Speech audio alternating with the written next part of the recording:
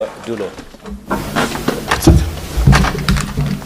Thank you, Mr. Speaker, sir, and Waziri.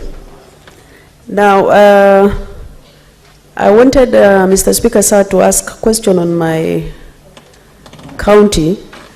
Mr. Speaker, I'm sure the CS is aware of what is happening in most of the parts of the country, but more specifically, Isiolo being one of the marginalized counties, the only tarmac road that we have, CS, I hope you are listening to me because I can see you are looking down. Kindly just listen to me. We have only one tarmac road in Isiolo since independence, and that is Kina Garbatula, 71 kilometer. That was actually done 2015. 7 years down the line, that road is still not complete. And again, the work done there is substandard.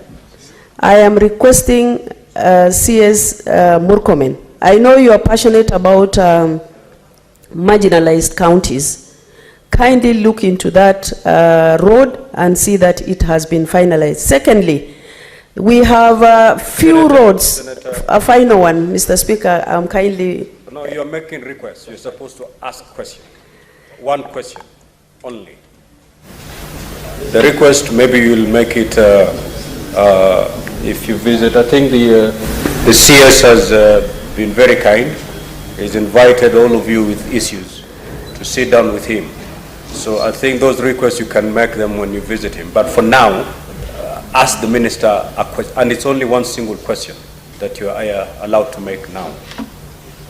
Anyway, the question is, what are you doing to the roads that are not complete and they have taken many years to be completed? And there are so many of them, specifically in Isiolo County Central and that particular one that I've mentioned. I thank you. Honorable CS.